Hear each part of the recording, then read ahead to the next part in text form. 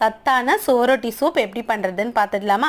சுவரொட்டிக்கு மேலே மெல்லிசாக ஒரு தோல் இருக்கும். அந்த தோலை நீக்கிட்டு மஞ்சத்தூள் சேர்த்து வாஷ் பண்ணி கட் பண்ணி எடுத்துக்கலாம். குக்கரில் எண்ணெய் சேர்த்து சின்ன வெங்காயம், பூண்டு, இஞ்சி, மிளகு, சீரகம், சோம்பு இது எல்லாத்தையும் தட்டி இது கூட சேர்த்துக்கலாம். கூடவே கருவேப்பிலை சேர்த்துட்டு கட் பண்ணி வச்சுருக்க சுவரொட்டியும் ஆட் பண்ணிக்கலாம்.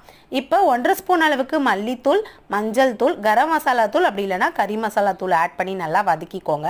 தேவையான அளவுக்கு உப்பையும் சேர்த்துக்கோங்க. இப்போ இந்த சூப்புக்கு எந்த அளவுக்கு தண்ணி வேணுமோ அந்த அளவுக்கு தண்ணி சேர்த்து ஒரு 5-6 விசில் வச்சு எடுத்துட்டிங்கன்னா சுவரொட்டி சூப் ரெடி ஆகிடும். கடைசியாக சர்வ் பண்ணுறப்ப மிளகுத்தூளியும் கொத்தமல்லியும் சேர்த்து நீங்கள் சர்வ் பண்ணிடலாம்.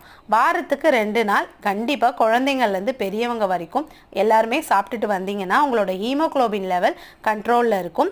அனிமிக்காக இருக்கவங்க, அதுக்கப்புறம் இம்யூனிட்டி அதிகப்படுத்தணும்னு நினைக்கிறவங்க கண்டிப்பாக இந்த சூப் எடுத்துக்கிட்டு வந்தீங்கன்னா நல்ல ஒரு ரிசல்ட் கிடைக்கும். கண்டிப்பாக ட்ரை பண்ணி பாருங்கள்.